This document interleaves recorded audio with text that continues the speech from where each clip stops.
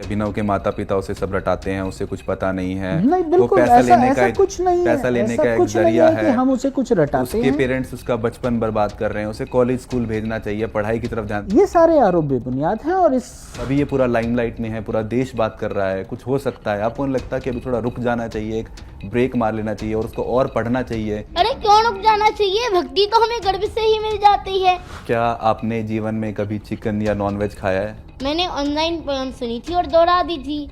मैं शुद्ध शाकाहारी हूँ, टारगेट किया है। आप ये जो बड़े बड़े शब्द इस्तेमाल कर रहे हैं कि मुझे टारगेट किया जा रहा है, मेरी ट्रोलिंग हो रही है, ये सारे शब्द कहाँ से आए आपके दिमाग में? बस कान्हा जी की ही कृपा है मुझ पर, जो कान्हा जी ने मुझे अपना भक्त बनाया। आपको क्या लगता है कि मैं उतना बेवकूफ़ इंसान हूँ कि मैं लॉरेंस बिश्नोई के नाम से एक कहानी रच दूंगा? यही आरोप लग रहा है आपके ऊपर। ये आरोप लग रहा है तो इसकी सच्चाई तो पुलिस ही बताएगी ना। हमारे पास 1000 से ज़्यादा नंबर्स होंगे जिससे हमें धमकियाँ मिली हैं। क्या धमकियाँ मिली? मार देंगे। आपकी एक आइसक्रीम कंपनी की भी बात हुई जो आपने स्टार्ट की थी, फालूदा एक्सप्रेस। आपके ऊपर केस हो गया है, उस केस में कन्विक्ट पाए गए हैं। मैं बताता हूँ। आपने क्यों 7 यूट्यूबर्स के खिलाफ FIR दर्ज की है? इसके पीछे का कारण क्या है? जब तक वो मुझे मोटा टोटा बोलते थे तब तक मुझे लगता था ये अपने व्यूज कमा रही हैं। पर अब तो बात मेरी भक्ति की आ गई है ना। यदा यदा हि धर्मस्य ग्लानिर्भवति भारत अभ्युत्थानमधर्मस्य तदात्मानं सृजाम्यहम्।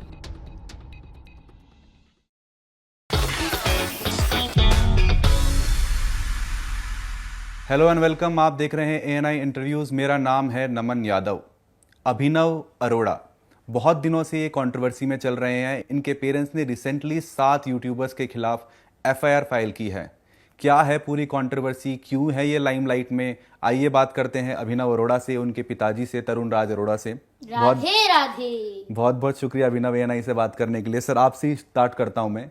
क्या पूरी कंट्रोवर्सी है? आपने क्यों 7 यूट्यूबर्स के खिलाफ FIR दर्ज की है? इसके पीछे का कारण क्या है?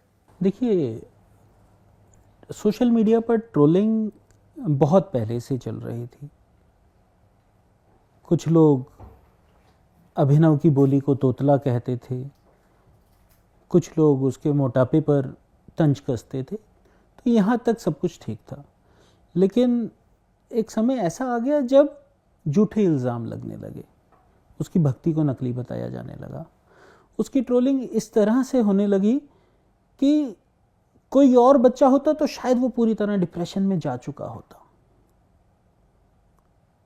तो हर चीज़ की एक सीमा होती है। जब वो सीमा क्रॉस होने लगी तब हमें लगा कि ये जो यूट्यूबर्स हैं जो निजी स्वार्थों के लिए एक साजिश के तहत अपना व्यूज़ कमाने के लिए, पैसा कमाने के लिए कुछ भी ट्रोल कर रहे हैं, कुछ भी बोल रहे हैं, तो लगा कि एक सीमा होनी चाहिए और अगर उस सीमा का उल्लंघन हो रहा है तो हाँ, हमें न्याय के मंदिर में जाना ही पड़ा।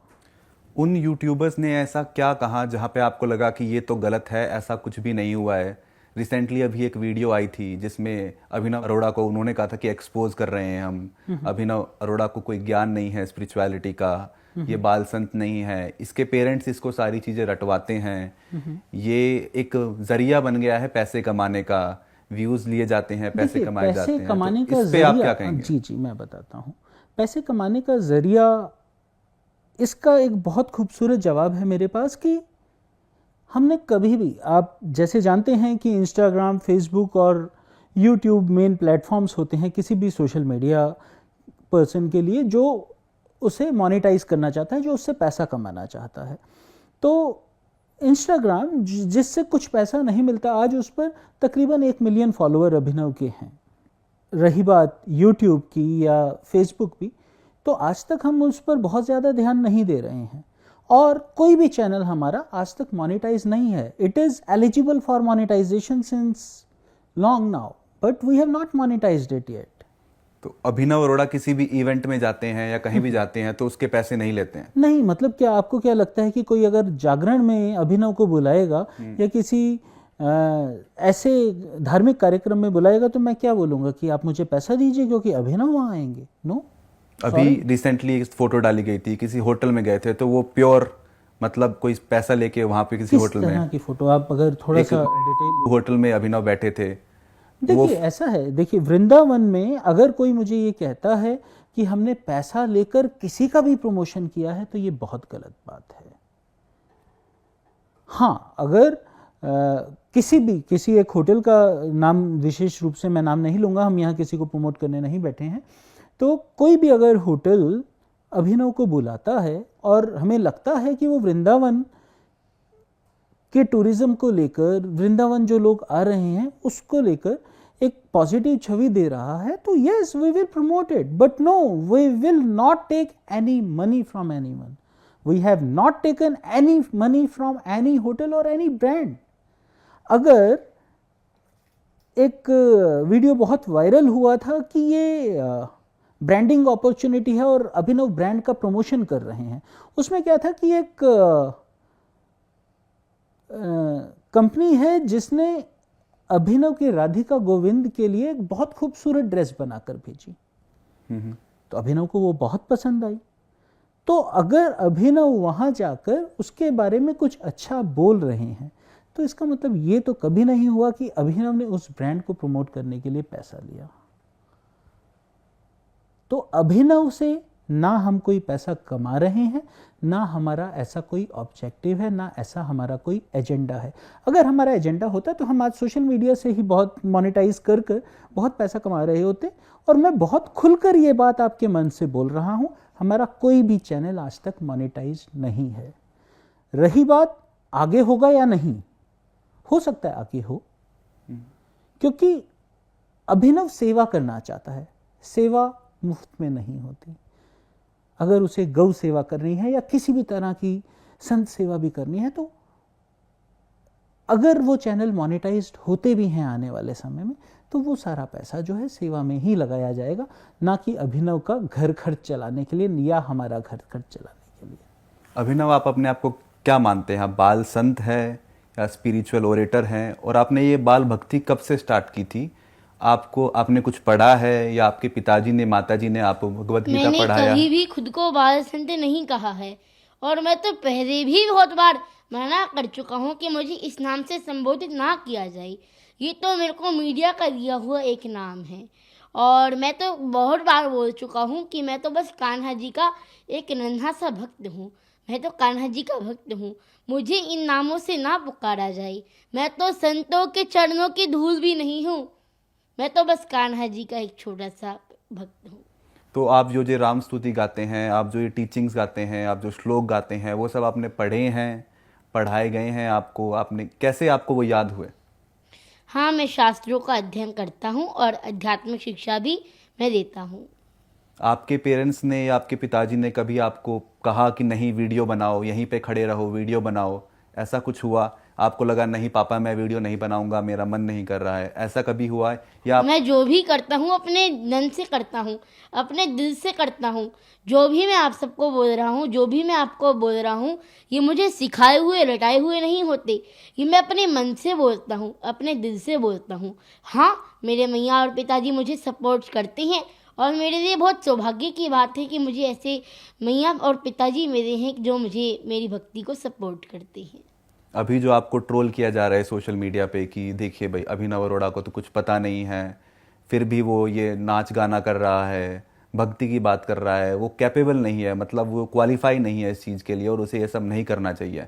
आपने जब ये सुना, आपने ये सब वीडियो देखी, तो आपने पापा को बताया, कैसा लगा आपको? आपने कुछ देखा अपना वीडियो जिसमें लोग आपको ट्रोल कर रहे हैं, लोग आपका मजाक उड़ा रहे हैं, आपके पहनावे का मजाक उड़ा रहे हैं, आपकी बोली का मजाक उड़ा रहे हैं, आपके वजन का मजाक उड़ा रहे हैं? आपने ऐसी कोई वीडियो देखी अपने खिलाफ? जब तक वो मुझे मोटा टोटा बोलते थे तब तक मुझे लगता था ये अपने व्यूज कमा रही हैं, पर अब तो बात मेरी भक्ति की आ गई है ना, हम कब तक सहन करेंगे? तो अब हम कोर्ट जा रहे हैं, कानून के अनुसार कार्यवाही कर रहे हैं। सर, आप पे है ना ये आरोप लगता रहता है कि ये बहुत सारे इंटरव्यूज़ में ये देता है, बहुत सारे पॉडकास्ट ही देता है, इसके सारे के सारे जवाब जो हैं वो एक जैसे ही रहते हैं कि आपकी दिनचर्या क्या है। जो वीडियो वायरल हुआ था जिसमें उस इंसान ने क्लेम किया था कि मैं अभिनव अरोड़ा को एक्सपोज कर रहा हूँ, उसमें इंसान ने कहा था, सर आप सुबह कितने बजे उठते हैं? हाँ, ये सारी मैं एक सवाल आपसे पूछना चाहता हूँ, आप सुबह कितने बजे उठते हैं? नहीं, तो मैं आप पे आरोप लग रहा था ये कि आप जो सारे सवाल थे, सारे जवाब थे, वो सारे इंटरव्यूज में एक जैसे ही होते हैं। सर, वो आपने इसको रटा रखे हैं। अगर कोई इनसे पूछेगा कि आप सुबह कितने बजे उठते हैं और इनका वो एक नित्य नियम है कि ये सुबह 3:30 बजे उठते हैं, तो हर जवाब का सवाल तो 3:30 बजे ही होगा।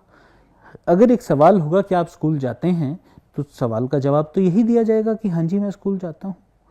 ऐसा थोड़ी है कि 4 अलग पॉडकास्ट होंगे या 4 अलग लोग सवाल पूछेंगे तो सवाल का जवाब बदल जाएगा।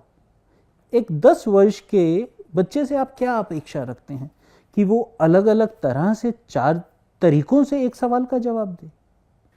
अभिनव अरोड़ा स्कूल जाता है क्या नहीं जाता है अभी? अभिनव बिल्कुल अपनी आध्यात्मिक शिक्षा भी ले रहा है, अपनी भौतिक शिक्षा भी ले रहा है, दोनों चीज़ें ये ले रहा है। बट हाँ, जो अभी ट्रोलिंग हुई है उस वजह से ये स्कूल नहीं जा पा रहा है, बट अभी घर से ही आध्यात्मिक और भौतिक शिक्षा ली जा रही है। क्या आपके मन में कभी ये विचार आया कि अभिनव को इन सब चीज़ों में पढ़ना नहीं चाहिए था और पहले अपनी शिक्षा पे ध्यान देना चाहिए था? देखिए, अभिनव का शिक्षा पर ध्यान आज भी है। He is a bright student.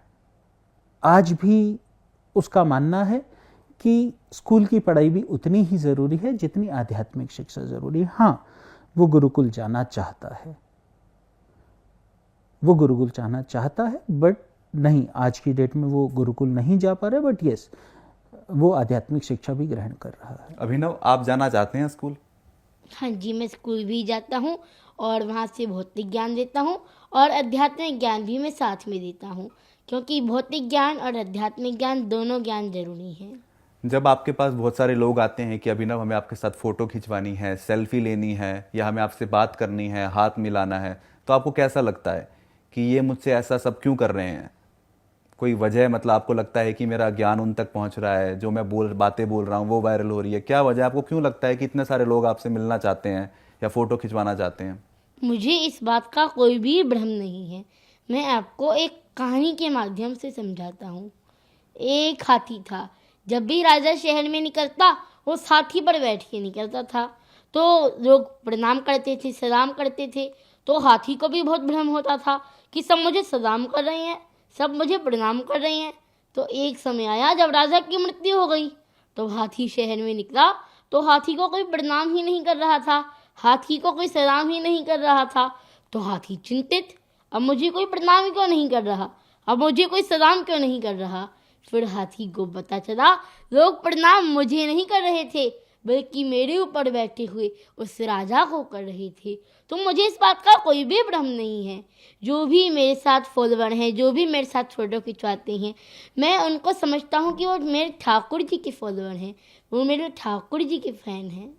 आपको कृष्णा जी की, श्री और कृष्ण उस की, समय मुझे खुशी होती है और वो खुशी मैं अपने कान्हा जी के चरणों में समर्पित कर देता हूँ। आपको श्री कृष्ण जी की, कृष्णा जी की क्या ऐसी टीचिंग है, क्या ऐसी बात है जो आपको बहुत पसंद आती है, जो आप लोगों तक पहुंचाना चाहते हैं? कर्म करते रहो, फल की चिंता मत करो। कर्म करते रहो, फल तो आपको एक दिन अवश्य मिलेगा। काम करते चलो, नाम जपते चलो, हर समय कृष्ण का ध्यान करते चलो। याद आएगी उनको कभी ना कभी, कृष्ण दर्शन तो देंगे कभी ना कभी। क्या आपने जीवन में कभी चिकन या नॉनवेज खाया है? वो वीडियो लॉकडाउन का है और मैंने ऑनलाइन पोयम सुनी थी और दोहरा दी थी।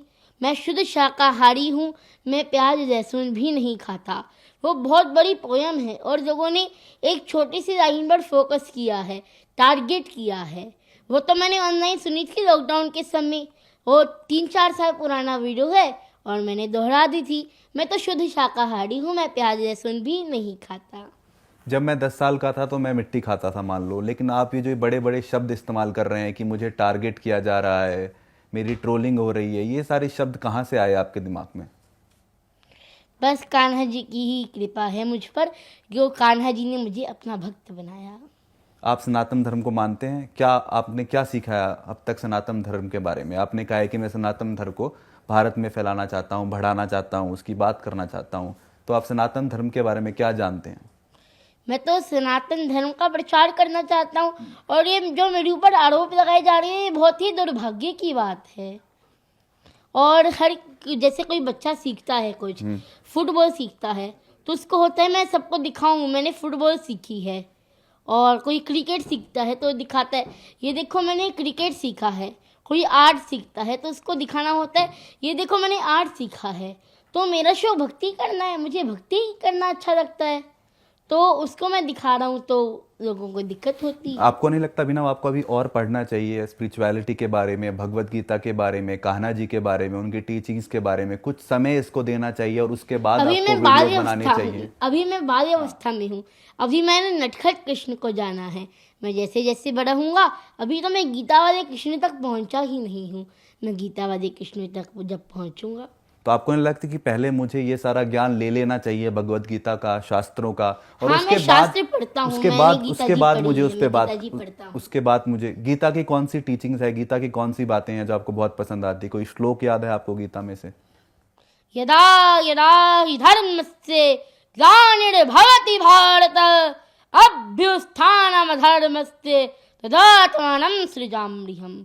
अर्थात भगवान कहते हैं, जब जब धर्म की हानि होती है और अधर्म बढ़ता है तो अपने भक्तों की सहायता के लिए मैं धरती पर अवतार देने के लिए आता हूँ। धर्म की स्थापना के लिए भगवान अवतार देते हैं। सर मैं आपसे पूछना चाहूँगा, जो वीडियो थी जो वायरल हुई थी अभिनव को लेके, उसमें कहा गया था हमने इसको एक्सपोज किया, उसमें आपकी एक आइसक्रीम कंपनी की भी बात हुई जो आपने स्टार्ट की थी, फालूदा एक्सप्रेस। तो वो सब क्या था? आपने अभिनव को एज अ कस्टमर दिखाया उसके अंदर आपने, और ये भी था कि आपके ऊपर केस हो गया, उस केस में कन्विक्ट पाए गए हैं, और बहुत सारे लोगों ने इल्जाम लगाया, उस वीडियो के नीचे कमेंट किया कि आप फ्रॉड हैं और आप सबने पैसे लिए हैं लोगों के। मैं बताता हूँ। अगर फालूदा एक्सप्रेस एक फेलियर रहा तो ये एक्सपोज कोई 13 अक्टूबर के वीडियो में नहीं हो गया। दुनिया के सबसे बड़े मंच टेडेक्स पर जाकर मैंने 2022 में ये बात कबूली थी कि मेरा फालूदा एक्सप्रेस फेल हुआ, वो कोविड की भेंट चढ़ गया। ये वो समय था जब मुझे कोविड हुआ था, और कोविड के बाद मैं एक बीमारी से ग्रस्त हुआ जिसे वेस्कुलर नेक्रोसिस कहते हैं, जिस वजह से मेरे दोनों कूल्हे खराब होने चालू हो गए थे। तो more than 9 months I was on bed, और ये बायलैटरल डिसीज़ मेरे दोनों हिप्स में हो गई थी, जिस वजह से मेरी मूवमेंट भी पॉसिबल नहीं रही थी। तो ये वो समय था जब फालूदा एक्सप्रेस फेल हुआ, और मुझे लगता है कि ये बात मानने में मुझे कभी गुरेज नहीं रहा। अगर ये एक्सपोज 13 अक्टूबर 2024 को हुआ होता तो मैं भी उस यूट्यूबर को सलामी देता, लेकिन ये बात तो मैं अपने वीडियो में अपने टेडेक्स मंच पर बोल चुका हूं। दुनिया के सबसे बड़े मंच पर मैं ये बात स्वीकार कर चुका हूं कि फालूदा एक्सप्रेस एक फेलियर रहा, तो इसमें एक्सपोज क्या हो गया? और रही बात कोर्ट केस की, तो वो मामला अभी भी कोर्ट में विचाराधीन है। आप पे एक आरोप ये भी लगता है कि आप बहुत अच्छे स्पीकर हैं, आपने टेडेक्स में लगता आपने स्पीच दे रखी है, और अभिनव अरोड़ा आपका एक प्रोडक्ट है। जब फालूदा एक्सप्रेस फेल हो गया तब आपने अभिनव के बारे में सोचा, आपने सोचा मैं रिलीजन की आड़ में अभिनव को आगे बढ़ाता हूँ और इससे पैसे कमाता हूँ। आपने बता दिया कि चैनल मोनेटाइज नहीं है, लेकिन आप कह रहे हैं आगे हो सकता है। इस पे आप क्या कहना चाहेंगे? और आपने वो पैसे देके फालूदा एक्सप्रेस की वीडियोस में अभिनव को, उस वीडियो में कहा गया कि अभिनव को एज ए कस्टमर दिखाया आपने, लोगों को ठगा आपने। इस पे नहीं, ठगने वाली बात कहाँ से आ गई? लोगों के जब नहीं, अगर आप उस वीडियो को भी ध्यान से देखेंगे तो जिस एक कोर्ट केस की बात की जा रही है वो कोर्ट केस आज भी विचाराधीन है, नंबर 1।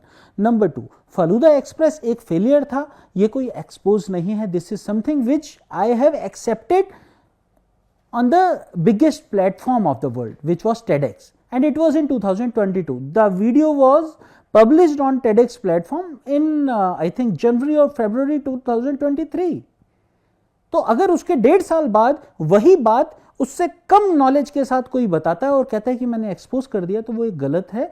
यह वीडियो जिस यूट्यूबर ने भी बनाया है उसका उद्देश्य सिर्फ और सिर्फ उस वीडियो से पैसा कमाना था। अभिनव अरोड़ा आपका बेटा है, इसकी इतनी ट्रोलिंग हो रही है, ये डिप्रेशन में भी जा सकता है, कोई हमला भी कर सकता है, भगवान ना चाहे कुछ ऐसा हो।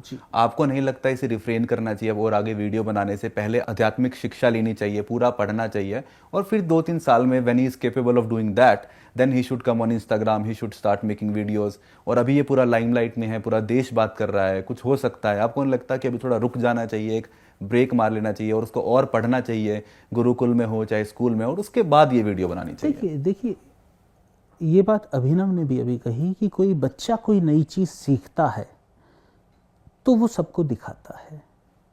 तो अभिनव की जो सोशल मीडिया जर्नी है वो भी कुछ इसी तरह शुरू हुई। अगर इसने धर्म के बारे में कुछ पढ़ा तो वो अगर 4 लोगों को बताना चाहता है, देखिए मैं आपको बताऊंगा कि जो रील वर्ड है और जो रियल वर्ड है ना वो बहुत अलग है।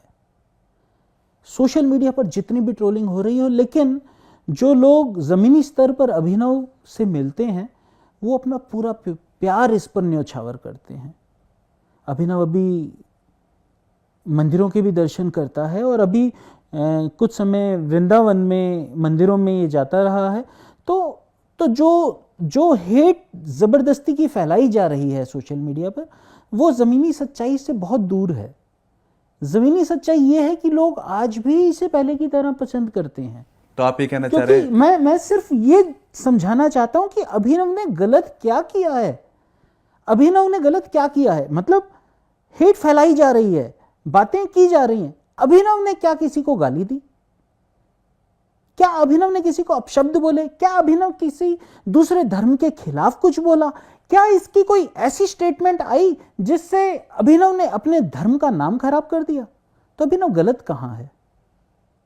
अभिनव अगर अध्यात्म की बात कर रहा है, आज राधे राधे बोल रहा है, हरे कृष्णा बोल रहा है, तो उन लोगों को आग लग रही है जिनके अपने बच्चे राधे राधे नहीं बोल पा रहे हैं। सर आरोप ये लगता है कि अभिनव के पास अभी पूरी नॉलेज नहीं है जब ये सब बात बोलता है। कुछ लोग हैं, कुछ टीयर 2 टीयर 3 सोसाइटी में रहते हैं, सिटीज़ में रहते हैं, वो इन्फ्लुएंस हो सकते हैं। वो भी अपने बच्चों को पुश कर सकते हैं कि तुम भी ऐसी वीडियोस बनाओ, तुम भी ऐसी रील्स बनाओ, तुम भी मतलब स्पिरिचुअलिटी की तरफ जाओ। जो होना चाहिए, स्पिरिचुअलिटी पढ़ना चाहिए, but it has to go along with the regular academics, don't you think? हाँ, तो he is going through regular academics as well. If Abhinav कौन सी क्लास में है अभी आप? मैं 5वीं कक्षा का छात्र हूँ। अभी आप डेली स्कूल नहीं जा पा रहे हैं? अभी जो कुछ ट्रेनिंग हुई है उसकी वजह से मैं अभी स्कूल नहीं जा पा रहा हूँ। और हाँ, मैं एग्ज़ाम्स देने के लिए स्कूल गया था और अभी मैं ट्रेनिंग के कारण, इन लोगों के कारण, ट्रोलर्स के कारण मैं स्कूल नहीं जा पा रहा हूँ। ट्रोलिंग से पहले आपका जीवन कैसा था और ट्रोलिंग के बाद आपका जीवन कैसा है? आपको कुछ बदला है? आपको लगता है कि लोगों के स्वभाव में आपके प्रति कोई फ़र्क आया है? लोगों ने आपसे कम बातचीत करना बंद कर दिया है, आपको अवॉइड करते हैं, आपसे बात नहीं करते हैं कि रे वही बच्चा है, ये तो है ना फेक है, स्पिरिचुअलिटी, बाल संत बन रहा है लेकिन कुछ है नहीं है? फ़र्क क्या है वीडियो के वायरल होने से पहले और वीडियो के वायरल होने के बाद? पहले लोग प्यार देते थे और मेरे साथ बात करते थे, और अब कुछ जो ट्रोलिंग हुई है तो इसके बाद से लोगों के मन में ट्रोलिंग के भाव, कुछ पैसे व्यूज़ कमाने के भाव उत्पन्न हुए हैं, जो कि बहुत गलत है। अगर कोई राधे राधे बोल रहा है तो उसको कैसे कोई ट्रोल कर रहा है? सर एक और बात होती है कि बस किसी तरह से अभिनव लाइमलाइट में रहना चाहता है। मैंने थोड़ी कहा है कि मैं धर्मगुरु हूँ, मैंने थोड़ी कहा है कि मैं संत हूँ। तो क्या है आप अभिनव? मैं तो बस अपने कान्हा जी का भक्त हूँ और मैं अध्यात्म का, सनातन धर्म का प्रचार करना चाहता हूँ। मेरा उद्देश्य नहीं था कि इन लोगों के खिलाफ कोर्ट जाना, यूट्यूबर्स के खिलाफ कोर्ट जाना, लेकिन मुझे इन यूट्यूबर्स के खिलाफ कोर्ट जाना ही पड़ा। क्योंकि देखिए, राम जी का उद्देश्य नहीं था खरदूषण का वध करना, लेकिन फिर भी उन्हें खरदूषण का वध करना ही पड़ा ना। भगवान कृष्ण का उद्देश्य नहीं था शिशुपाल का वध करना, लेकिन फिर भी उनको उनका वध करना पड़ा। ये सब जो आप बोल रहे हैं कि राम जी ने इसका वध किया, श्री कृष्ण ने इसका वध किया, ये सब आपने कहाँ पढ़ा, कहाँ सीखा, या कैसे आया आपके दिमाग में ये सब? मैंने बताया, मैं शास्त्रों का अध्ययन करता हूँ, मैं ग्रंथ पढ़ता हूँ। कौन से ऐसे शास्त्र हैं जिनका आप अध्ययन करते हैं, जिनको आप पढ़ते हैं? मैंने भागवत जी पढ़ी है, भक्तमाल पढ़ी है, गीता जी पढ़ी है। आप लगातार इन सब का अध्ययन करते हैं, कभी कभी करते हैं, कैसे करते हैं आप बताइए थोड़ा। मैं शास्त्रों का अध्ययन करता रहता हूँ। सर लॉरेंस बिश्नोई वाली बात हो रही थी कि ये आप पे बहुत बार चर्चा होती है कि आप चाहते हैं कि अभिनव किसी तरह लाइमलाइट में रहे। लॉरेंस बिश्नोई की गैंग ने अलेजेडली एक पॉलिटिशियंस की किलिंग करवाई थी। उसके तुरंत 1-2 दिन बाद आपकी तरफ से, आपकी वाइफ की तरफ से ये बयान आया कि आपको भी लॉरेंस बिश्नोई की धमकी आई है। तो आपको क्या लगता है कि मैं उतना बेवकूफ़ इंसान हूं कि मैं लॉरेंस बिश्नोई के नाम से एक कहानी रच दूंगा? यही आरोप लग रहा है आपके ऊपर। ये आरोप लग रहा है तो इसकी सच्चाई तो पुलिस ही बताएगी ना। क्या आपको उसके बाद पुलिस प्रोटेक्शन मिली है? जी हाँ, हमें जिस दिन ये प्रॉब्लम हुई थी उसी दिन रात को हमें मथुरा पुलिस ने प्रोटेक्शन दे दी थी, बट वो जो पूरा मुद्दा है 28 तारीख को कोर्ट केस के बाद ही हुआ था। अब इसमें सच्चाई क्या है ये पुलिस देख रही है। जो मुझे पता लगा है वो ये पता लगा है, जो पुलिस ने कॉल्स ट्रेस की हैं वो पीओके के आसपास कोई लोकेशन ट्रेस की है, और पुलिस का कहना यही, क्योंकि it is not just one call, it is not just one कितनी कॉल। कॉल्स आई थी आपको? कॉल में क्या बोला था, क्या धमकी दी थी? अगर आप पूरा बता पाए। हमारे पास 1000 से ज्यादा नंबर्स होंगे जिससे हमें धमकियां मिली हैं, शायद उससे भी अधिक। और क्या धमकियां मिली? मार देंगे, क्यों? काट देंगे, आप धर्म का नाम खराब कर रहे हो। मैंने आपको बताया ना कि यह एक प्रोपेगेंडा है। आपको क्या लगता है कि अचानक से कोई आया और अभिनव के पीछे पड़ गया? इतना दिमाग तो हर कोई रखता है कि ये एक प्रोपेगेंडा के तहत चलाया गया अभियान है। आपको ऐसा क्यों लगता है कि अभिनव को ही टारगेट किया जा रहा है? बहुत सारे बच्चे हैं जो स्पिरिचुअल लीडर्स बोलते हैं अपने आप को, बाल संत बोलते हैं, बहुत सारे अलग भी अभिनव स्पिरिचुअल ने तो लीडर्स कभी हैं। स्पिरिचुअल लीडर खुद को कहा भी नहीं तो है। इसी को क्यों ना टारगेट हम किया जा मानते रहा हैं है? कि व्हाट इज ये द कोई- reason behind that you claim that he is being targeted, quote unquote? Why is being targeted? देखिए, बहुत सारी चीजें हैं। लाइमलाइट में अभिनव रहा है, अवार्ड्स कुछ मिले हैं, ये सब चीजें हैं। हो सकता है कुछ लोगों को ना बच रही हो। और सबसे बड़ी बात यह है कि आज लोगों को यह समझ आ गई कि अभिनव के अगेंस्ट कुछ बोल दो ये वीडियो चल जाएगी। तो यूट्यूबर्स को ये एक बहुत इजी एक्सेस मिल गया कि अभिनव के खिलाफ वीडियो बना दीजिए और ये वीडियो तो चलना ही चलना है। तो जो भी यूट्यूबर्स ने बोला है, जो भी उन्होंने क्लेम किया है कि अभिनव के माता पिता उसे सब रटाते हैं, उसे कुछ पता नहीं है, नहीं, वो बिल्कुल पैसा ऐसा, लेने ऐसा का कुछ नहीं है। पैसा लेने ऐसा का एक कुछ नहीं जरिया है कि हम उसे कुछ रटाते उसके हैं। पेरेंट्स उसका बचपन बर्बाद कर रहे हैं, उसे कॉलेज स्कूल भेजना चाहिए, पढ़ाई की तरफ ध्यान दीजिए। आप बोल रहे हैं कि ये सारे आरोप गलत हैं? ये सारे आरोप बेबुनियाद हैं और इसका दूर दूर तक वास्तविकता से कोई मतलब ही नहीं है। एक और वीडियो वायरल हुआ था सर, जिसमें राम भद्राचार्य जी ने बोला था अभिनव को कि नीचे उतर जाओ, मर्यादा है मेरी। जी, तो वो क्या हुआ था? ये रील वहां पे जा रहा है, रील बना रहा है, आप लोगों की तरफ, शायद आप या आपकी वाइफ ऑडियंस में थी, आपकी तरफ देख रहा है। अभिनव इस बारे में ज्यादा अच्छे से अभिनव बता क्या हुआ था पाएंगे उस टाइम? क्योंकि मैं उस समय वहां पर मैंने आपका available इंटरव्यू नहीं था। देखा, आपने बोला है कि नहीं अगर देश के इतने बड़े संत जगत गुरु श्री रामभद्राचार्य जी ने मुझे डांट भी दिया तो इसको इतना बड़ा मुद्दा क्यों बनाया जा रहा है? उन्होंने आपको बोला कि आप मूर्ख हैं। जी, तो इतने बड़े संत के मुख से मूर्ख का भी एक आशीर्वाद ही तो है। महर्षि वृद्धराज जी को भी उनके गुरु ने मूर्ख कहा था। हाँ, उस टाइम हुआ क्या तो था? अगर इतने बड़े संत ने मुझे मूर्ख कहा, मुझे डांटा, तो इसमें ऐसी क्या बड़ी बात हो गई? उस टाइम हुआ क्या था? आपको किसी ने बोला था कि वहां और पास जाओ, उनके और वो वीडियो कथा- बनाओ, रील बनाओ? हुआ क्या था वो कथा उस टाइम? इंद्रेश महाराज जी के आवास पर हुई थी। जब मुझे जगत गुरु रामभद्राचार्य जी के मंच पर मैंने राम जी के नाम का जयकारा लगा दिया था, जिससे कि मंच की गरिमा भंग हुई और उसके बाद मैं अपने अंदर सुधार भी लाया। और इतने बड़े संत महाराज जी के मुख से अगर मुझे डांट पड़ी, उन्होंने मुझे नीचे जाने को कहा, मुझे मूर्ख कहा, तो ये तो मुझे आशीर्वाद स्वरूप मैंने पाया है। आपने अपने कभी पिताजी को, अपने पापा या मम्मी को बोला कि अब मुझे वीडियो नहीं बनाना है, मुझे डर लगता है, इतनी मेरी ट्रोलिंग हो रही है, आप बोल रहे हैं कि मुझे टारगेट किया जा रहा है? नहीं नहीं नहीं, आपने मैं बोला धर्म कि- का प्रचार करना चाहता हूँ और मैं सदैव भक्ति में रहते हुए, ब्रज में रहते हुए राधा कृष्ण का जाप करना चाहता हूँ और मेरा पूरा जीवन भक्ति को समर्पित है। आपको डर नहीं लगता कोई आप पे कुछ हमला कर सकता है या और कुछ हो सकता है आपको लेके? डर नहीं लगता आपको? देखिए, अब ये जो ट्रोलिंग हुई है तो इस पर जो हुआ ये तो बहुत ही गलत हुआ। सर, एक अच्छा वक्ता बनने से पहले एक अच्छा श्रोता बनना बहुत ज़रूरी होता है। मेरा ये सवाल है कि आपको लगता है कि अभिनव को थोड़ा रुक जाना चाहिए अभी 1-2 साल के लिए, जब ये थोड़ा जो कंट्रोवर्शियल चीज़ें चल रही हैं, जो वीडियो अरे बन क्यों रही रुक हैं, जाना चाहिए? भक्ति तो हमें गर्भ से ही मिल जाती है। इसकी लेकिन लाइफ जैसे क्या, जैसे इसकी लाइफ भक्ति से बड़ी है क्या? इसका जिंदा होना, क्या इसका रहना, क्या इसका ये सब क्या लाइमलाइट से बड़ा है? आपको नहीं लगता इसकी सुरक्षा सबसे बड़ी है और इसको रुक जाना चाहिए, देखिए, पढ़ना चाहिए और 3-4 साल? अगर ये मैंने चाहकर अभिनव को भक्ति में डाला होता तो डिसीजन लेने का हक भी मुझे था। तो जैसे अभिनव का कहना है कि उसे भक्ति खुद मिली है, तो शायद मैं बहुत बड़ा पापी कहलाऊंगा अगर मैं उससे ये सब चीजें छीन लूं या उसे भक्ति से दूर कर दूं। और शायद ये उन स्वार्थी यूट्यूबर्स के लिए तमाचा होगा कि वो ऐसे ही भक्ति करता रहे और ऐसे ही प्रभु का गुणगान करता रहे। अगर आज अभिनव रुक जाता है, जो कि मेरे हाथ में नहीं है, टू बी वेरी फ्रैंक, ये मेरे हाथ में नहीं है कि मैं उसे रोक सकूं, इतना बड़ा पाप मैं अपने सिर पे कभी नहीं लेना चाहूंगा।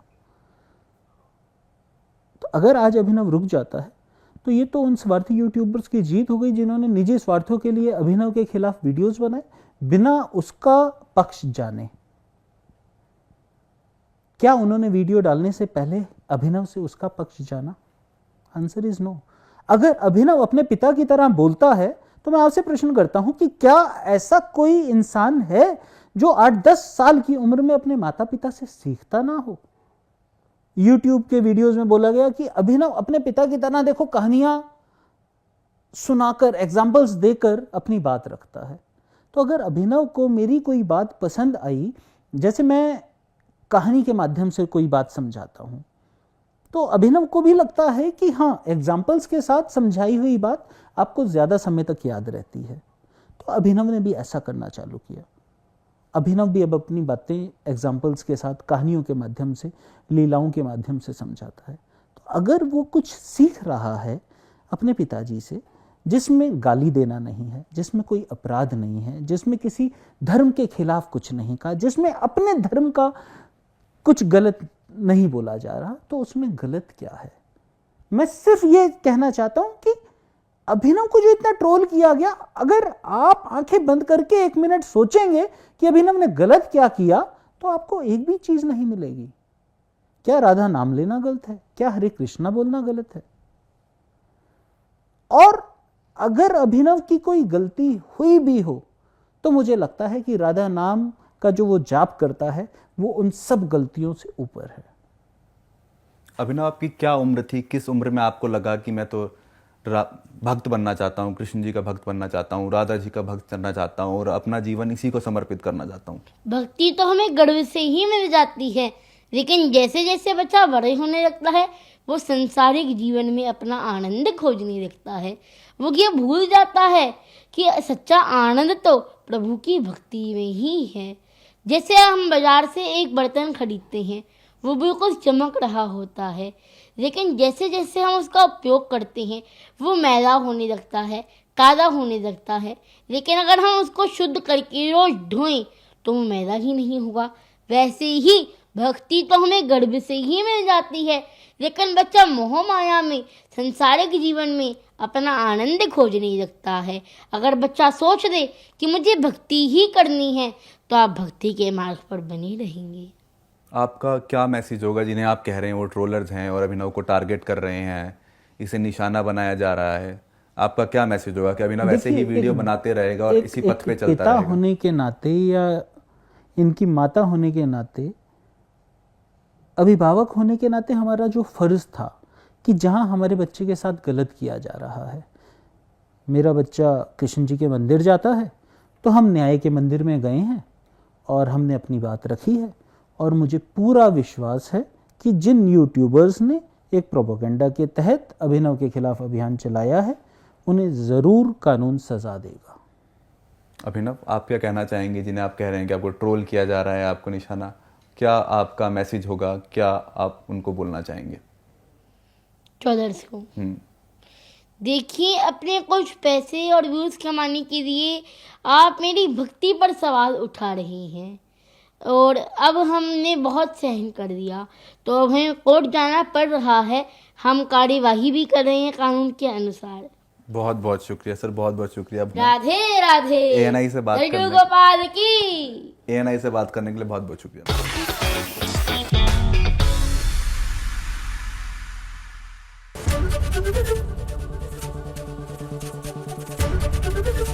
ABP गंगा, खबर आपकी, जुबान आपकी।